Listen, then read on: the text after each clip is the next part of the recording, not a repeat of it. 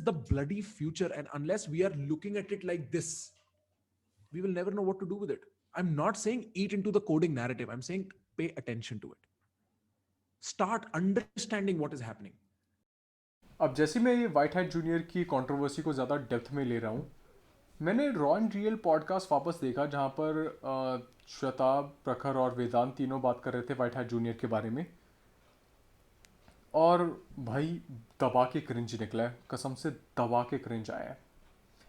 Anyways, तो उसके अंदर एक कमेंट था जो बोल रहा था कि हमें मैथ की ज़रूरत नहीं है, हमें कोडिंग एप्टीट्यूड की ज़रूरत है। और उसके लिए मैं ये चीज़ डालना चाहता हूँ क्योंकि प्रखर का भी कुछ हद तक इस चीज़ को लेके एटीट्यूड यही था कि बच्चे आराम से कोडिंग समझ सकते हैं, बहुत सारी चीज़ें समझ सकते हैं, विच आई थिंक एक बहुत बड़ी प्रॉब्लम आ रही है। लोग कर क्या रहे हैं, एक तरफ यहाँ पर एक बहुत ही अजीब सी डाइकोटमी मैं देख रहा हूँ। पहली डाइकोटमी का एक हिस्सा है जहाँ पर लोग बोल रहे हैं कि क्योंकि एक्स्ट्रा करिकुलर एक्टिविटी की तरह जा रहा है, बच्चों पे प्रेशर बन रहा है, तो बच्चों को नहीं सिखाना चाहिए। और मैं उस डाइकोटमी में बिल्कुल नहीं जाना चाहता because I am pro extra curricular. मैं चाहता हूँ यार कि बच्चे बुक्स के बाहर चीज़ें सीखें and I am all in for that.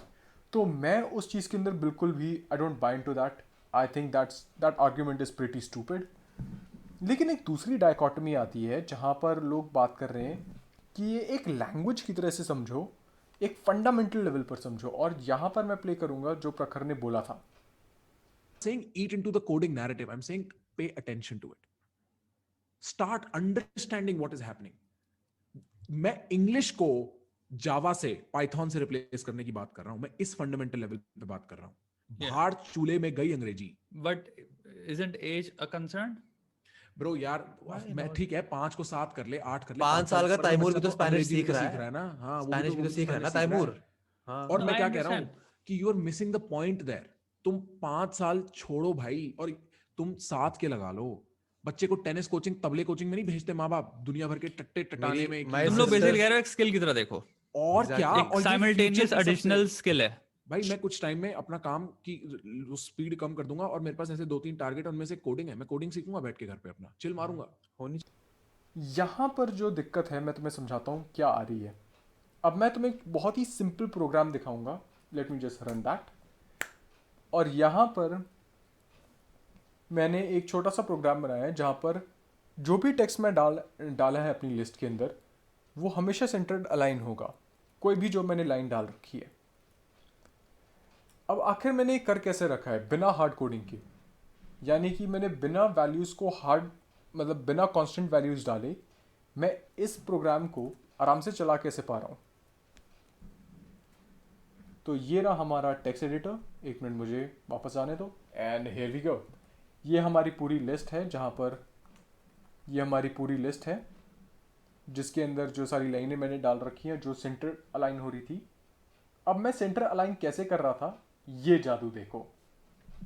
तो सबसे पहले मैं जो टेक्स्ट वैल्यू है, जब प्रिंट करने के बाद जो विड्थ निकली टेक्स्ट की, इस टेक्स्ट, और मैं बात कर रहा हूँ टेक्स्ट इस टेक्स्ट स्ट्रिंग की जो इन डबल कोट्स के अंदर है, इसकी जो विड्थ निकली उससे मैंने डिटरमाइन किया कि जो भी लिस्ट के अंदर स्ट्रिंग है इस लिस्ट के अंदर वो कैसे लोकेट होगी। उसकी लोकेशन मैंने डाली, उसका एक्स कोऑर्डिनेट स्क्रीन के अंदर कैसे जाएगा वो मैंने डाला। उसके बाद इन स्ट्रिंग्स की जो विड्थ निकलेगी वो विड्थ मैंने WD वेरिएबल में स्टोर कर दी। और उसके बाद मैंने एक छोटा सा फॉर्मूला लगाया जो यहाँ पर तुम देख सकते हो, screen width minus string width, और उसको मैंने दो से डिवाइड कर दिया फ्लोट डिवीजन के अंदर, यानी कि एक इंटीजर वैल्यू के हिसाब से ये सारा सेट हो रहा है। तो ये सारी चीज़ें जो मैं कर रहा हूँ ये तुम देखोगे कोई बहुत भयानक तरह की मैथमेटिक्स नहीं लग रही है, बहुत ही सिंपल मैथमेटिक्स लग रही है। ना यहाँ पे मैं बात कर रहा हूँ ट्रिग्नोमेट्री की, ना बात हो रही कैलकुलस की, ना बात हो रही है ट्रांसफॉर्म्स की, और ना ही मैं यहाँ कोई ऐसी चीज़ के बारे में बात कर रहा हूँ जो एक 12 या 10 साल का बच्चा नहीं समझ सकता। ये वो सारी चीज़ें जो एक 12 या 10 साल का बच्चा बहुत आराम से समझ सकता है। और पता नहीं मुझे कुछ ज़्यादा ही गर्मी क्यों लग रही है, मैं एक मिनट अपनी स्वेटशर्ट उतार लेता हूँ। हो गया, बहुत बढ़िया। और जो मैं चेंज कैसे कर रहा हूँ, स्विच कैसे कर रहा हूँ, उसके पीछे का भी ये एक बहुत ही सिंपल सा एक लाइन के अंदर मैंने सॉल्व किया है। अब आखिर इसका मतलब क्या है, मैं तुम्हें समझाता हूँ। तो जैसे ये आगे बढ़ रहा है, मैं रिमाइंडर ले रहा हूँ जो भी हमारी लिस्ट की लेंथ है, और लुआ के अंदर ये हैशटैग या पाउंड सिंबल से डिनोट किया जाता है। तो जब मैंने ये ढूंढा कि जितनी भी लेंथ है उसके हिसाब से हम आगे बढ़ रहे हैं।